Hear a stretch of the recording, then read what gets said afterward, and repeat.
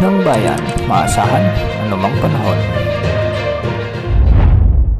Magandang oras po sa ating lahat. Narito na ang latest update sa lagay ng ating panahon ngayon at sa magiging lagay ng panahon sa susunod na 24 oras. Sa kasalukuyan ay amihan o northeast monsoon ang nakakaapektong weather system sa Luzon, samantalang easterlies naman ang nakakaapekto sa nalalabing bahagi ng ating bansa.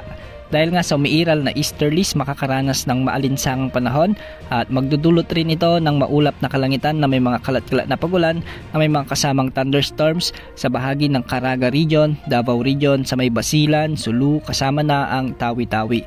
Pinag-iingat natin ang ating mga kababayan dito dahil hindi rin inaalis ang banta ng mga biglaang pagbaha at pagguho ng lupa, lalo na kung may mga katamtaman at minsan ay malalakas na pag-ulan. Samantala, ang northeast monsoon ang magdadala naman ng malamig na panahon at magdudulot din ng bahagyang maulap hanggang sa maulap na kalangitan na may mga kasamang kalat-kalat na mahihinang pag-ulan sa may Metro Manila at nalalabing bahagi ng Luzon. Sa nalalabing bahagi ng ating bansa ay easterlies pa rin ang makakaapekto, kaya magiging bahagyang maulap hanggang sa maulap din ang mga kalangitan na may mga kasamang isolated rain showers and thunderstorms. Posible pa rin ang banta ng mga biglang pagbaha at pagguho ng lupa, lalo na kung may mga umiiral na severe thunderstorms. Para naman sa lagay ng ating mga dagat baybayin at mga pag-alon sa ating mga karagatan, sa northern at central Luzon ay posible ang mga pag-alon hanggang 3 meters. Samantalang sa nalalabing baybayin naman ng ating bansa ay posible ang hanggang 2.1 meters na mga pag-alon. Base naman sa latest Tropical Cyclone Threat Potential Forecast ng Pag-asa,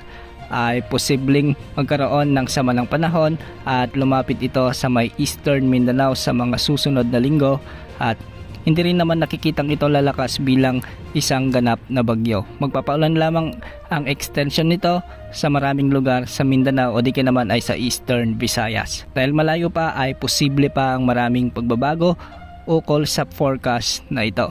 Bukas asahan pa rin ang pag-iral ng easterlies o ang mainit na hangin mula sa karagatang Pasipiko sa malaking bahagi ng ating bansa, samantalang ang northeast monsoon naman ay bahagyang lalakas sa mga susunod na araw.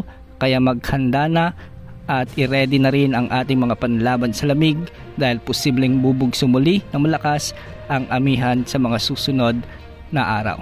Yan ang update sa lagay ng panahon. Ito pang weather update ng bayan, maasahan anumang panahon.